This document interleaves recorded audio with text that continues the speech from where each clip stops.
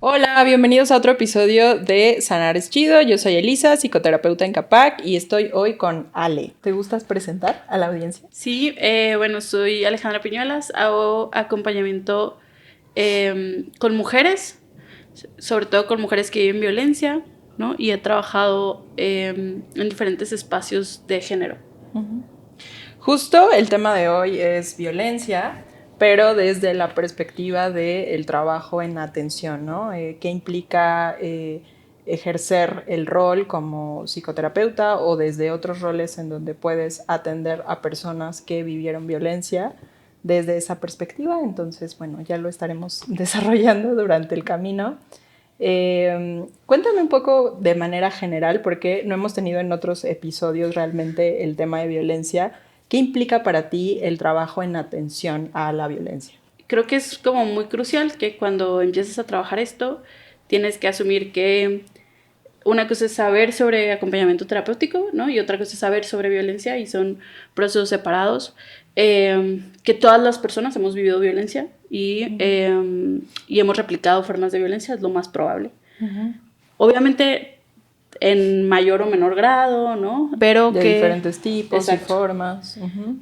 Pero que sí es importante asumir esto porque si no puedes, si no tienes información sobre violencia en específico, sobre el acompañamiento con violencia, puedes terminar ejerciendo formas de revictimización, ¿no? Donde más que ayudar en este acompañamiento puedes empeorar los procesos, ¿no? De las personas. Y que por eso es importante también que cuando empiezas a buscar acompañamiento en esa área, busques a alguien que tenga experiencia como en esto en específico. Que pensaba en las diferentes formas en que las personas llegan a la atención en la violencia, que pueden ser variadas. Me refiero a las personas que dan un servicio, ¿no? Y creo que en ámbitos de gobierno institucionales la cuestión puede ser más como pues entre al trabajo, o sea, no necesariamente porque tenga el perfil, sino porque entre pues buscando un trabajo de gobierno. Creo que otra posibilidad es atender en el consultorio y que otra vez no necesariamente, a lo mejor me llega un caso y no necesariamente es mi línea de trabajo. Creo que son muchas las formas en las que nos podemos enfrentar a ello, pero tú planteas algo muy importante, es si tú, persona que buscas atención en cuanto a violencia, es muy importante que la persona que te especifique que tiene esa experiencia. Sí, correcto. Y además, ¿no? O sea, que tú también tú asumas como terapeuta que si esa no es tu área, ¿no? O sea, ni quiere decir que no eres bueno, ni que no tienes experiencia, pero esa no es tu área, ¿no? Y que puedas justo buscar como un proceso de canalización. Creo que ahora, por fortuna, hay como más información, hay cada vez más información en redes, en etcétera. Y entonces eso hace que cada vez las personas lleguen ya con una idea más clara de que van por ese motivo, ¿no? O sea, no que en algún momento era un poco al revés, ¿no? O sea, tenías tú que detectar que era esa situación la que estaba pasando y de pronto compartírsela. A veces las personas ya llegan teniendo claro que Yo están viví experimentando, violencia y exacto, vengo a atenderme. ¿no? O que la sigo experimentando, ¿no? O sea, sigo teniendo, por ejemplo, una relación de pareja violenta. Ahora además llegan con mayor información, ¿no? O sea, mi pareja es narcisista, a veces no lo es, ¿no? Pero hay información allá afuera que las hace tener como esta claridad. Sí, que empezamos a tener como marcos más generales, ¿no? Aunque, como dices, no siempre va a ser real, porque puedo yo acomodar las cosas. Claro, sí, sí. Y por eso también es importante estar con un profesional. Y bueno, hablamos de estas diferentes formas en las que puedo llegar a atender a personas que viven violencia.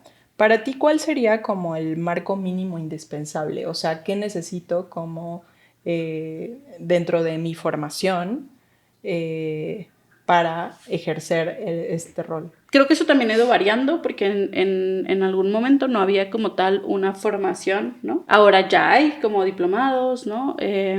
Maestrías con esa área, a veces investigación y demás, pero en algún momento no estaba. Y algo que creo que es relevante es que no es solamente que yo me someta a un curso de capacitación y me aprenda los tipos de violencia y las modalidades de violencia y entonces ya con esto, ¿no? Voy a empezar, sino creo que también hay un proceso personal de deconstrucción, de cuestionar las formas en las que tú también es probable que hayas terminado ejerciéndolo, ¿no?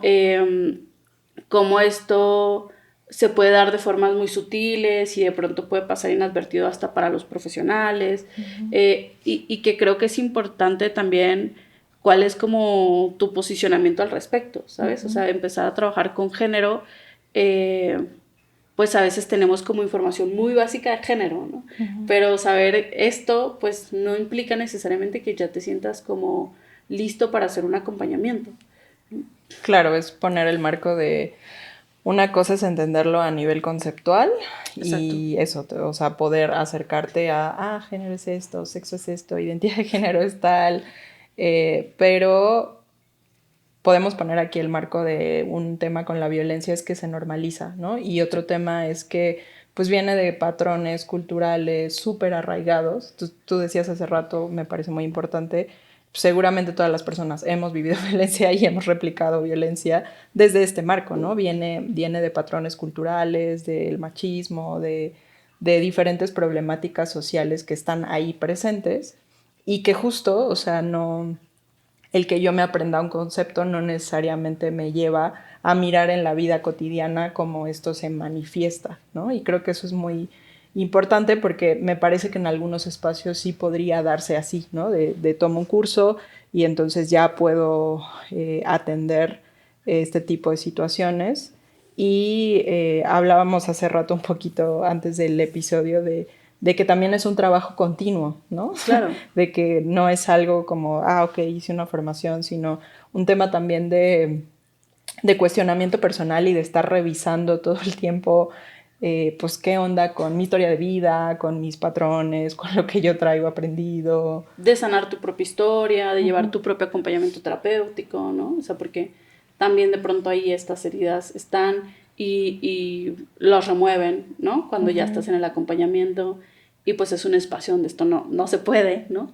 Entonces, sí creo que es importante eso, ¿no? Esto que dices, ¿no? Cuestionar la historia, cuestionar a veces la historia familiar, porque a veces la historia familiar es altamente violenta y la tenemos tan naturalizada que a veces hasta la contamos positivamente, ¿no? Tenemos historias bonitas familiarmente y cuando la cuestionas, cuando estás más informado, te das cuenta que en realidad la historia de los abuelos y de los papás sí, son horribles. Sí, están horribles, plagadas de violencia todo el tiempo, pero que me compré la idea de que porque mis abuelos duraron 50 años juntos, ¿no? O sea, era bellísimo y en realidad no, o sea... Sí, que son historias que todavía contamos como amor, ¿no? Exacto. Se robó a la novia y qué maravilloso, o la escogió desde que tenía 12 años, eso es súper común, ¿no?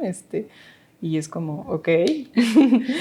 Sí, no está bien, pero sí, no llegamos a este cuestionamiento y que a veces, por eso yo decía, algo que también tiende a pasar es que cuando tenemos estos conocimientos nada más como aislados, podemos llegar a verlo en situaciones como, sin demeritar ninguna situación de violencia, como muy graves, ¿no? O sea, cuando ya hay violencia física, ¿no? Cuando hay un intento de feminicidio, entonces sí lo noto, ¿no? Y noto esto que aprendí y cómo están ahí. Pero cuando están en etapas más iniciales, ¿no? Cuando ya se está estableciendo una relación con una estructura de poder desequilibrada, esa parte no la noto, ¿no? Claro. Porque no hay este proceso de construcción, de cuestionamiento, de notar el amor romántico y cómo el amor romántico nos lleva en general, ¿no? A condiciones no óptimas. Porque no hay ese cuestionamiento en esa etapa. Entonces, retomando un poco lo que hemos dicho, hablábamos de capacitación en el tema, capacitación teórica, pero también entender que debe haber un cuestionamiento decías, de tu propia historia de vida, de patrones, de los mitos aprendidos, de la historia familiar, decías. De los estereotipos sociales, ¿no? O sea, porque hay estereotipos de género que son altamente violentos, ¿no? Que ya mantienen estructuras desiguales. Que de pronto también hacer las paces, porque yo creo que también hay un proceso ahí entre aprender sobre esto y cuestionar estos procesos no implica que no puedas tener una relación de pareja, por ejemplo, ¿no? O que no vas a poder disfrutar de ciertas cosas, ¿no? Implica que las vas a cuestionar y las puedes estructurar desde un lugar más sano, ¿no? O sea, porque de pronto también pasa esto, o sea... Pareciera que se va al extremo, exacto, ¿no? Uh-huh. Entonces quiere decir que si empiezo a meterme en este rollo, a cuestionar todo esto, nunca voy a poder pedir flores porque, sí, ¿no? Sí. No, pero a lo mejor todo lo que hay detrás de esto, que de esta necesidad emocional, que es que quiero recibir flores, no está estructurado desde un espacio, ¿no? De poder, de desequilibrio, ¿no? De compensación después de un ejercicio de violencia, o sea, sino desde un lugar más sano. O sea, no tiene que implicar perder cosas que quiero tampoco, porque de pronto también, pues, aprender sobre esto puede sentirse de esa forma, ¿no? Y en el rol de acompañamiento, hablamos de esto de lo indispensable, y ahora en otro sentido, ¿cuáles pueden ser los obstáculos, ya sea empezando por uno que sería que no esté esto mínimo indispensable, ¿no? Lo vería como un obstáculo, que no tenga esta capacitación o que no tenga este cuestionamiento constante que me puede llevar a hacer prejuicios, a revictimizar, como lo hemos dicho. Pero, ¿qué otros aspectos verías como obstáculos que se pueden aparecer desde el rol? ¿Desde el profesional de acompañamiento? Sí. Creo que a veces también se dificulta la falta de trabajo interdisciplinario, ¿no? O sea, tú puedes hacer un gran acompañamiento a nivel, por ejemplo, psicológico, pero el abogado es revictimizante, ¿no? No tiene información sobre género, no tiene condiciones óptimas de violencia, y entonces, más que acompañar en conjunto, ¿no? Nos metemos el pie el uno al otro. Creo que puede ser importante, ¿no? De pronto puede haber barreras en algunos espacios, ¿no? O sea, personas que tienen capacitación no llegan a esos espacios de atención, y los que hacen espacios de atención pues no tienen, ¿no? Esto que decías tú, ¿no? No hay esta capacitación previa, y de pronto se tiene que trabajar contra procesos previos que fueron más dañinos que benéficos. No sé si... ¿Te refieres a terapeutas previos o a sí. Otro tipo de...? O sea, creo que los terapeutas previos pueden, ¿no? A veces llegan contigo y hay algunas historias previas como bien complicadas de acompañamiento, ¿no? Entonces creo que eso también puede ser importante a la hora del trabajo, porque no solamente trabajas contra los efectos de la violencia inmediata, sino también contra estos efectos, ¿no? De las revictimizaciones previas. En términos generales, tal vez esto. Hay una serie de cosas también a nivel social, creo, ¿no? O sea, estos espacios de atención de pronto van reduciendo cada vez más la cantidad de personas que contratan, los espacios públicos no tienen de pronto presupuestos, y entonces tienes que trabajar medio si trabajas medio es gratis, medio haces pro bono, que también es un problema para los profesionistas que sí pueden estar capacitados, ¿no? Claro. En esto, sí, por ejemplo, si se reducen cuestiones de presupuesto, ¿no? ¿Qué haces? Sí, sí. Entonces, que creo sí, que yo muy responsable desde mi rol profesional, pero exacto, también tengo necesidades, ¿no? Que son importantes, o sea, por más que te encante lo que haces, ¿no? El trabajo también. Sí, necesitas comer, pagar exacto, tu renta. Exacto. Entonces, que creo que también puede ser muy crucial a la hora de si estas personas pueden terminar obteniendo un trabajo verdaderamente óptimo de esto o no, ¿no? Porque al final vulnera al profesionista.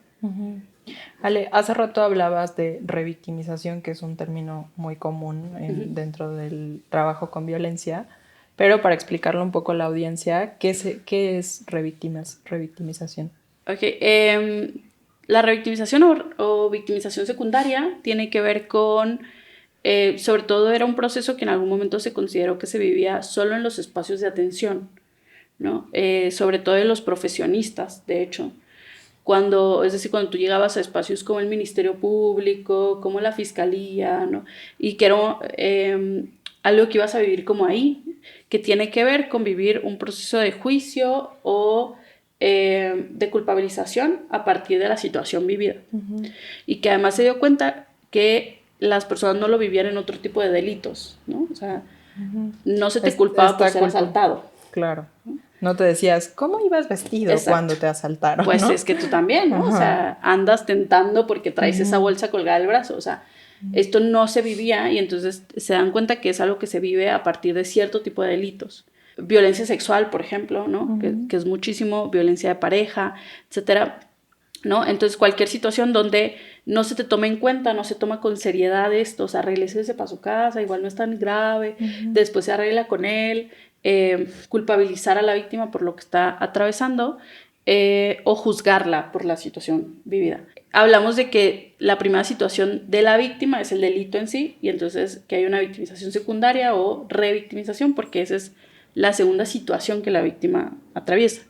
Ahora también se ha cuestionado que no solo lo vives en ese espacio, o sea, que lo puedes llegar a vivir de otros tipos de profesionistas, que lo puedes vivir de la familia, de los medios de comunicación, de las redes sociales, de los periódicos, son altamente revictimizantes, de amigos, familiares, conocidos, ¿no? Cada vez que alguien dice algo como, bueno, pues es que seguro le gusta que la traten de esa forma, es una postura revictimizante, ¿no? O sea, no hay empatía, no estoy tratando de entender la situación, sino que estoy haciendo un juicio sobre esto. Muy probablemente y muy constantemente sin información. Pero aunque la tengas, digo, no es válido que juzguemos a alguien por una situación que está atravesando. Pero es esto. Yo me quedo pensando ahorita de qué manera podemos psicoeducarnos para, o sea, como en general, para la no revictimización. Porque creo que en discurso es sencillo entenderlo, pero me viene ahorita una situación, sin decir nombres, pero una situación en la que fui a un congreso que tenía que ver con feminismo, género, tal. Y al final del congreso hay una denuncia pública y las personas hicieron justo lo que toda la teoría te dice que no debes de hacer, ¿no? Porque ahorita ya nos vamos, no hay tiempo para esto, tal vez no pasó así, o sea, revictimizar, ¿no? Pero, digo, lo cuento en este sentido de poner en la reflexión cómo no tiene que ver con, me llamo feminista o tengo este rol, o sea, no necesariamente eso asegura que tenga una postura no revictimizante y eso me parece complejo porque como las personas saben, ¿no? O sea, a veces no necesariamente el hecho de que tengas el título o tengas un trabajo en el activismo, etcétera, te asegura que no repliques eso, ¿no? Entonces creo que es súper complejo. Sí, y es muy probable que todas las personas corramos el riesgo de algún momento haber juzgado a alguien, ¿no? O sea, nadie... Claro. Sí, claro, lo vas entrenando, pero nadie puede decir como nunca he juzgado a nadie en mi vida. Pero sí creo que tiene que ver con este ejercicio consciente de asumir que uno que creo que es muy importante, no tienes toda la información, en general nunca la tienes, ¿no? No sé, aparte de mi posicionamiento personal y profesional, es siempre le creo a alguien que me dice que vivió violencia, ¿no? O sea, prefiero equivocarme y que esa persona me haya mentido y decir, sí, me mintió y yo de todas maneras le creí, a no creerle a alguien que me dijo que vivió violencia, ¿no? Pero que puede ser muy crucial, ¿no? Esta posición de poner en duda al respecto. Es que además esa posición personal no tiene nada que ver con estos procesos legales de la persona es inocente hasta que se demuestre lo contrario y demás. Eso es un proceso aparte. Esto no quiere decir que no le creas a la víctima que está atravesando por esta situación, porque además también es importante como tener esta diferencia. O sea, yo no estoy atentando contra los derechos de otra persona por creerle a alguien que me comparte que vivió esta experiencia. Y en general, algo que es muy relevante es otros delitos no viven ese proceso de cuestionamiento. O sea, si tú vienes y me dices que te asaltaron en la calle, es muy poco probable que las personas a tu alrededor te pidan que compruebes de alguna manera que fuiste asaltada. Y no hablo de un proceso legal, ¿no? O sea, no hablo del Ministerio Público, hablo de las personas a tu alrededor. Sí, el juicio social, ¿no? Exacto. Tus amigos inmediatos, tu familia inmediata. O sea, no llegas tú a contarle esto a tus papás y te dicen como, pero a ver, ¿estás segura que esto pasó así? Sí. ¿No? ¿Cómo fue que pasó? ¿En qué momento? ¿Cómo ibas? ¿Qué te dijo el asaltante? O sea, no pasas por estos procesos de cuestionamiento. Las personas en lo inmediato se preocupan por tu bienestar, ¿no? Y ¿te pasó algo? Exacto. ¿Todo ¿Estás bien? ¿No? ¿Te hizo algo? Y entonces sí creo que es que no necesariamente, efectivamente, ¿no? O sea, sí se esperaría que estos espacios como más informados, más feministas, puedan garantizar mejores condiciones, no siempre está de por medio. Pensando en el rol profesional, porque creo que estamos en una y otra, lo cual está bien, hablando de la violencia en general, pero también desde este rol del acompañamiento, el hecho de escuchar constantemente historias de violencia, ¿qué efectos tiene a nivel psicológico, corporal? Es importante señalar que esto puede cambiar de una persona a otra, ¿no? O sea, no todas las personas tienen que pasar por el mismo proceso. Hay efectos de burnout, ¿no? Efectos de sobrecarga de trabajo a nivel físico y psicológico, pero hay que tener en claro que además las personas que trabajan en atención directa pueden vivir también efectos más rápido de burnout, por ejemplo. Personal médico, personal de asistencia, psicólogos, etcétera. De hecho, hay una medición específica para medir burnout justo, ¿no? En personas que atienden a otras, que pueden tener efectos a nivel de la piel, ¿no? O sea, malestar, somáticos, exacto, efectos psicosomáticos, ¿no? Que luego se presentan mucho en el estómago, en la piel, es mucho más frecuente, pero que también pueden a veces presentar tics que se adquieren a partir de los niveles de estrés, que los efectos del burnout tienen que ver a nivel psicológico con un aplanamiento emocional, o sea, hay poca muestra de emociones a partir de esto, no tengo empatía, ya no la genero de la misma forma, ¿no? Que de pronto pasa en algunos espacios que es como, sí, ¿no? Otra vez a ustedes, sí, la violaron, ¿no? O sea, porque he escuchado otras 20 el día de hoy que las violaron. Tiene que ver con esto, puede tener también que ver con una muestra más cargada de las emociones a partir de lo que la otra persona siente, es decir, mis emociones también están fuera de control, entonces lloro, hago una, ¿no? Demostración como más excesiva, o el trabajo deja de perder empieza a perder sentido más bien, ¿no? O sea, ya no tengo sensación de que mi trabajo es importante, que sirve para algo, me cuesta trabajo ver en qué beneficia lo que estoy haciendo, ¿no? Que son parte de los efectos del burnout. Hay algunos otros padecimientos que se pueden presentar en el personal. Se habla, por ejemplo, de estrés postraumático secundario, o sea, que es que alguien puede llegar a mostrar efectos muy similares o a veces casi el mismo de pánico, de sensación de vulnerabilidad, de los niveles de estrés que presentan las víctimas a partir del acompañamiento, ¿no? Algo que yo creo que también es relevante es que a veces tu percepción de seguridad cambia, ¿no? O sea, escuchas tantas historias donde a alguien le hacen algo en la calle, donde a alguna chica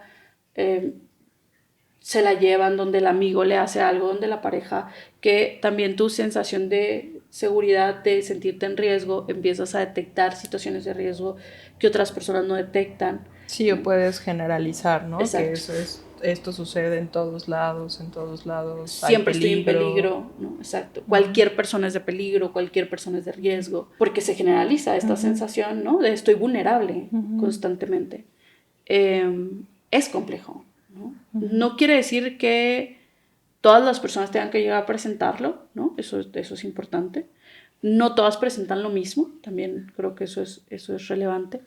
Y tiene que ver sobre todo con cómo te cuidas al momento de hacer acompañamiento. Que ese sería un punto importante también a mencionar. Cómo podemos... Sé que no es tan simple porque hablábamos hace rato de los diferentes contextos y el contexto institucional, en tu consultorio, y sé que hay muchos espacios donde hay variables que no tienen que ver contigo, ¿no? Si todo el personal tiene o no capacitación de género, y entre muchos otros aspectos, si hay presupuesto o no hay presupuesto. O sea, sé que no es tan simple porque va a variar de acuerdo a contextos, pero en general podríamos hablar de ciertas prácticas de autocuidado. Sí, y hay como Bueno, en México hay poca investigación sobre eso, pero hay como investigaciones al respecto, ¿no? Que hablan justo de estos efectos que pueden llegar a tener y cómo podemos tratar de prevenirlo o de generar espacios de atención.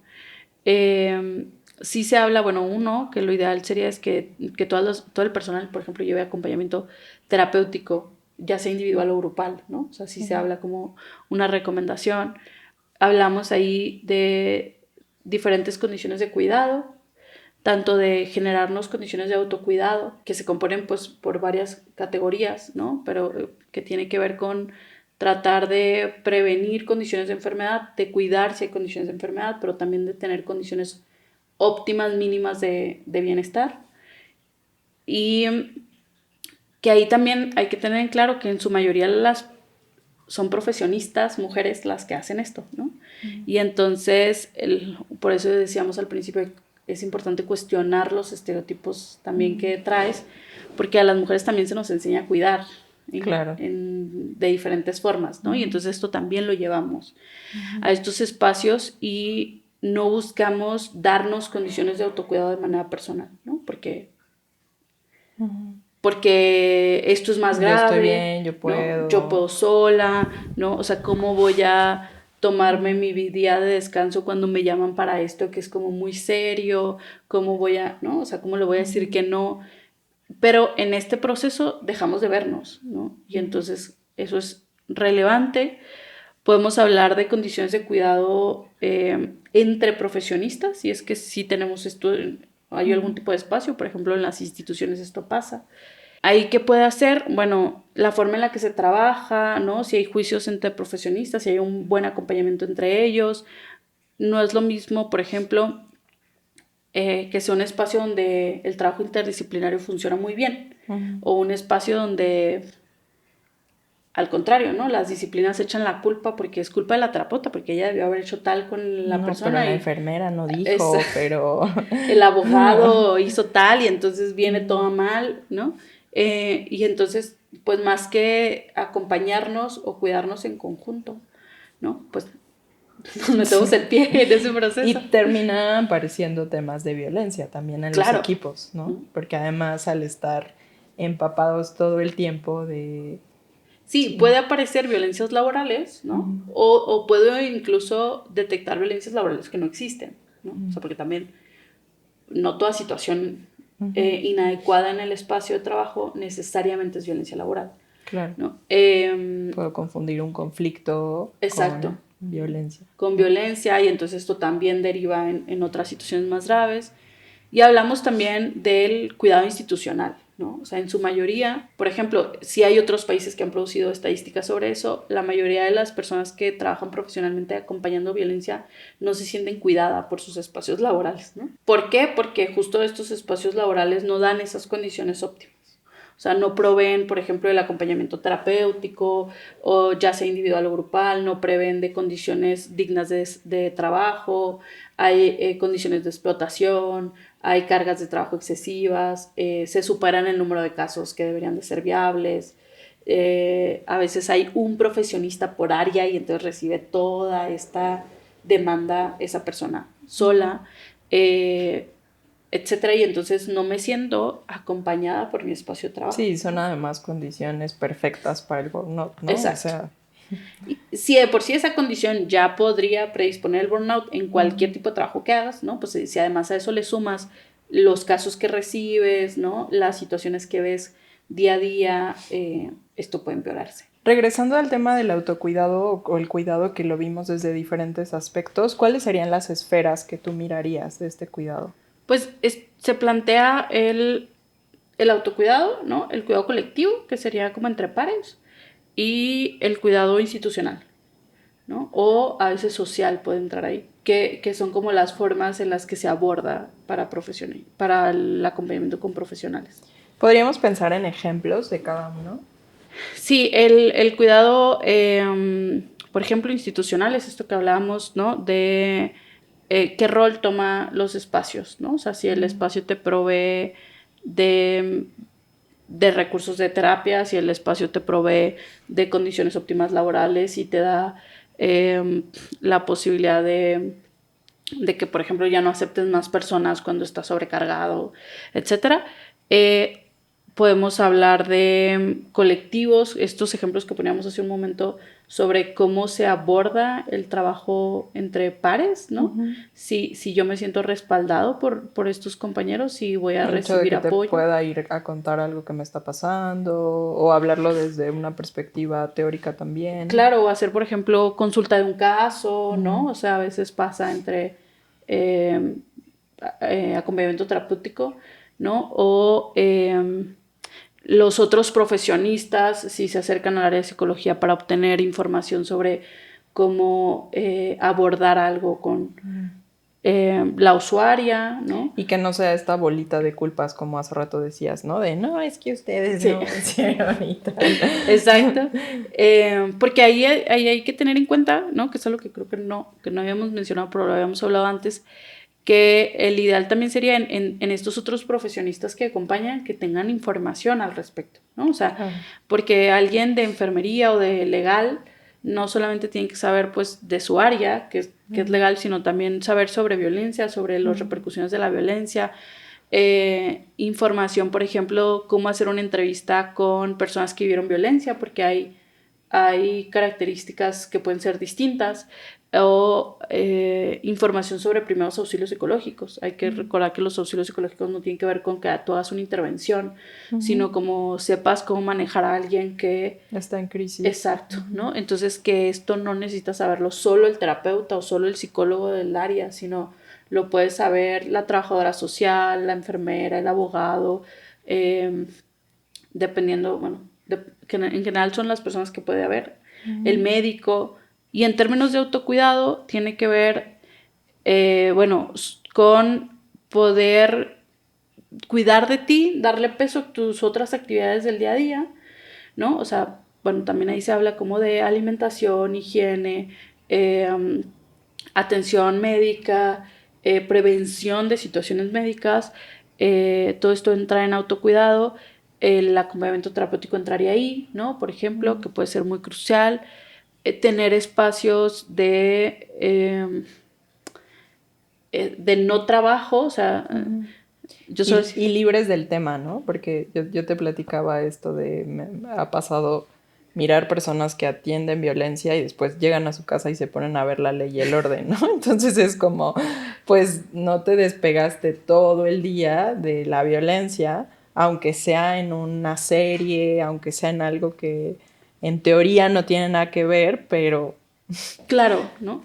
Y que igual puede desestabilizar a alguien, ¿no? Cuando ya está sometido a este nivel de estrés constantemente. Algo que hablamos cuando hablamos de autocuidado y descanso, hablamos de descanso estando despiertos, ¿no? Porque de pronto la gente dice, no, sí duermo. Sí, pero los otros 12 horas del día trabajas y no tienes espacios de descanso, o sea, no, la gente no puede trabajar todo el día o solo dormir, ¿no? O sea, necesitamos tiempo eso, ¿no? De relajación. De pronto para algunas personas, por ejemplo, alejarse de redes sociales, no en términos de los problemas de las redes sociales, sino del contenido de violencia. O sea, porque de pronto hay estos casos que se vuelven mediáticos, o por ejemplo ahora que se acerca el 8 de marzo y entonces empiezan a borbandear sobre los casos y entonces aparecen y... Que socialmente es importante, pero claro, que si tú te dedicas a ese trabajo, pues lo voy a decir así, ya estás cubriendo tu cuota. Exacto. No hay que... Y que sí puede ser bueno estar enterada de que esto ocurrió, ¿no? Pero no necesito saber cómo ocurrió, de qué forma fue el feminicidio, cómo estaba el cuerpo, las imágenes, o sea, no ocupo enterarme de todo este proceso que a lo mejor en ese momento, no quiere decir que nunca, pero en ese momento no tengo condiciones para seguirlo asumiendo, ¿no? Y efectivamente, o sea, ya tienes suficiente con tu parte que ya estás contribuyendo como para aparte sumarle todo ese contenido, o sea... Que también son cuestiones a revisarnos desde patrones y roles que traemos. Esto que decías hace rato, pues finalmente quienes solemos hacer este tipo de trabajo somos mujeres. Sí, y es mayoría. muy importante que para allá vamos, acercándonos a un cierre, cuestionar de forma profunda desde dónde ejercemos ese rol, ¿no? Desde dónde nos motiva ese tipo de trabajo, cuando estoy con una persona que de mi historia de vida en psicodrama, que es el enfoque que yo manejo, siempre pensamos en qué escenas de mi vida tienen que ver con la forma en que yo ejerzo mi rol, ¿no? Y de forma que lo tengamos más consciente y claro. Yo prefiero eso. Sé que algunos autores hablan incluso de despersonalización o de... no sé cuál sea tu postura. Yo creo que tiene que ver más con un nivel de conciencia de qué traigo atrás, que me permita en el presente discernir qué de mi experiencia me puede ayudar y ayudar a la persona y no obstaculizar el proceso, más que como tal despersonalizarme en el momento de la atención. Claro, yo creo que nunca terminas completamente de desvincularte del todo, ¿no? O sea, no hablo, claro, de que no tengas una postura objetiva, etcétera, sino sí, o sea, traemos cargando nuestra propia historia, por eso es tan crucial que te mantengas, bueno, se supone que cualquier persona tendría que hacerlo, ¿no? Pero sobre todo cuando tienes este tipo de casos, que te mantengas en proceso constante, pero también que te plantees esto, ¿no? O sea, no todas las personas necesariamente llegan a este espacio porque lo vivieron, ¿no? A veces no es su historia, pero sí es la historia familiar, a veces es la sensación, no lo sé, de injusticia, de esto no debería de ocurrir, de historias que he vivenciado de otros cercanos, no, o sea, porque a veces no es mi historia, ¿no? Pero perdí a alguien en el proceso por este motivo, ¿no? Hay historias a veces familiarmente relativamente cercanas de este tipo de situaciones, y entonces creo que sí puede ser importante y que tiene que ver, creo que es algo que hablamos de cómo te posicionas frente a este tipo de trabajo, ¿no? O sea, ¿a qué me refiero? Pues también es importante porque esto puede pasar a partir de un acompañamiento prolongado, ¿no? Si yo tengo como mis objetivos personales en el acompañamiento. Y a veces esto nos pasa sin darnos cuenta, ¿no? O sea, porque claro que el caso te remueve, ¿no? O sea, porque ¿quién va a escuchar, va a querer escuchar que alguien la golpean de esa forma, que alguien fue hospitalizada, que alguien llega a estos espacios con la cara morada o la cabeza abierta? Y entonces claro que esto te va a remover emociones, que eso también es importante hablarlo. No queremos plantear que el que mantengas objetividad quiere decir que No te pase nada. Exacto, que no sientas nada, ¿no? O, por ejemplo, algo que les ocurre a los profesionistas, esto sí me ha tocado a mí, es que porque este caso me afecta si he tenido 10,000 previos iguales. Pues porque has tenido 10,000 previos iguales, o sea, esa parte es importante, ¿no? Ya, entonces, te está removiendo, pero no, a veces no necesariamente porque es sino porque has estado trabajando en esto 6 años, ¿no? Y entonces ahora de pronto, ¿no? Saliste del espacio y soltaste el llanto. Sí, hay un efecto también acumulativo. Exacto. De todo lo que se del carga. Estrés, ¿no? Y ¿a qué me refiero ahí con tu posicionamiento, ¿no?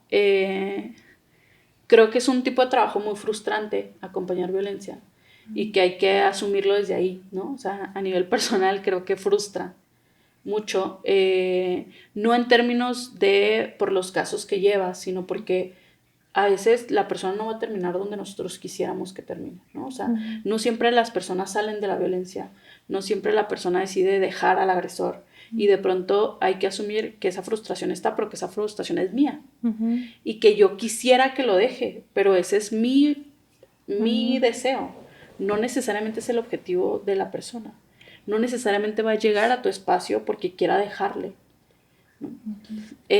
A veces llegan porque quiero sobrellevarlo mejor, ¿no?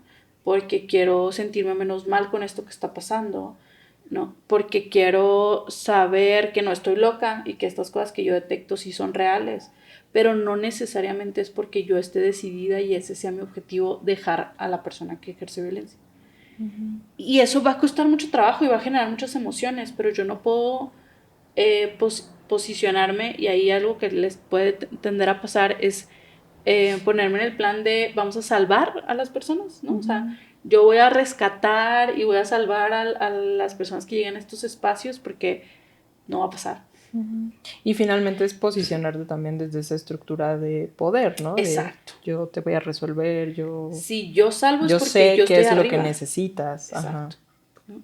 Entonces, parte muy crucial del acompañamiento es hacerles partícipes, sobre todo cuando se vive violencia de pareja, las mujeres no han podido participar en la toma de decisiones de muchas cosas de su vida. Entonces no puedo llegar yo ahora como espacio profesional a también restarle... Esto es lo que vas a hacer. Exacto. Restarle otra toma de decisiones y decir, mira, lo que tienes que hacer es estas cosas que yo te voy a poner aquí, porque esa es mi perspectiva, ¿no?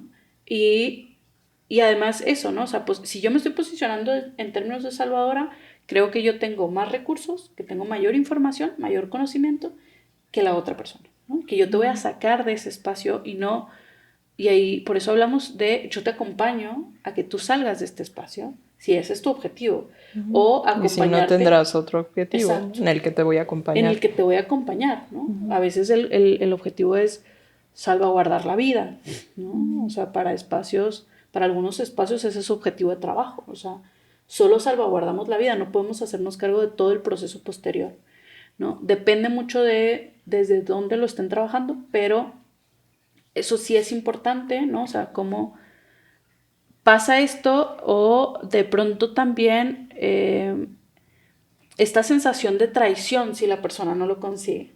O sea, que se une con estos efectos del burnout de sentir que mi trabajo no tiene sentido, no es relevante, para qué sirve todo lo que estoy haciendo. Entonces, si yo me puse este objetivo personal de, por ejemplo, ella lo va a dejar cuando no era el objetivo de esa persona, esto aumenta mi sensación de este trabajo no sirve para nada, ¿no? O incluso de generar enojo o rencor con la víctima porque no lo dejaste exacto, ayer. Porque no te fuiste en el tiempo que yo pensé que te ibas a ir, porque te fuiste y volviste, ¿no? Que es bastante muy frecuente. Y entonces si yo ya me estoy posicionando ahí es porque no estoy entendiendo que es parte del proceso de la violencia.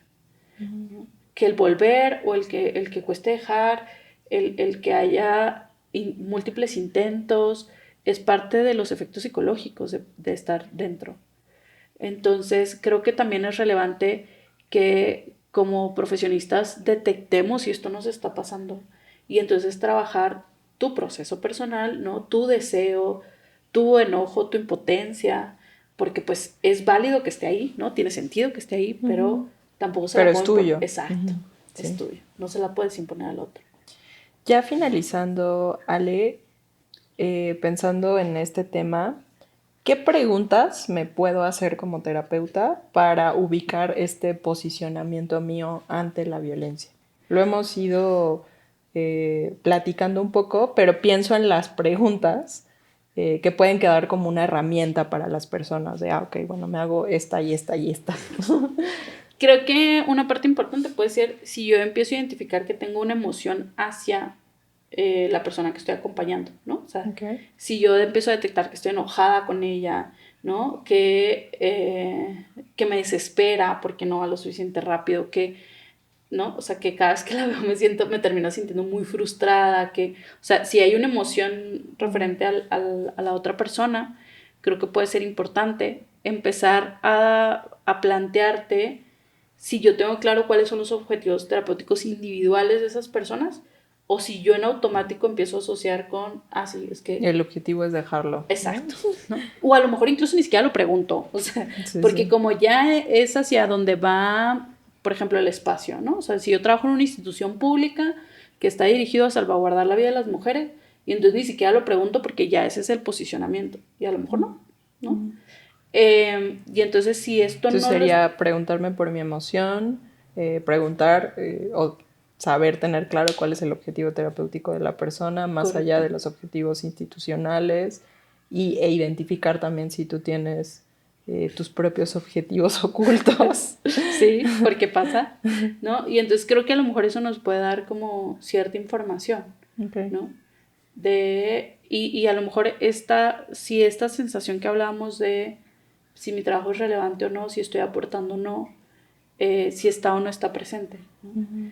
Porque, por ejemplo, algo que tiende a ocurrir cuando yo tengo este posicionamiento es que entonces no valoro los logros que va a estar haciendo la persona que acompaño, los logros pequeños o paulatinos, sino que centro toda mi valoración en el trabajo en términos de el logro final, ¿no? O ese logro final que me impuse.